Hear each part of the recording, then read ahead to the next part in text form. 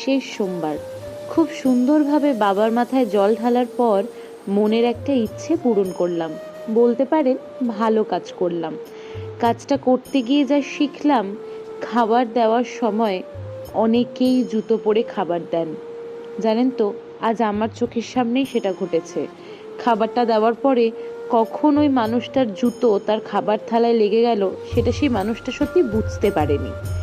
তাই প্রত্যেককেই আমার অনুরোধ, যারা যাবেন এবং যারা এই মানুষগুলোর সাথে আমাদের মতন করে সময় কাটাবেন, খাবার থালা হাতে তুলে দেবেন, তারা প্রত্যেকেই জুতোটা খুলে নেবেন। বাবার মাথায় জল ঢালা ঠিক যেমন পুণ্যের কাজ, এই মানুষগুলোর সাথে 1 মিনিট সময় কাটানোটাও সমতুল্য পুণ্যের কাজ। শুধু আজকের জন্যে নয়, আপনারা সকলেই যেন খুব ভালো থাকেন, এই প্রার্থনাই প্রত্যেক দিন ভগবানের কাছে করি।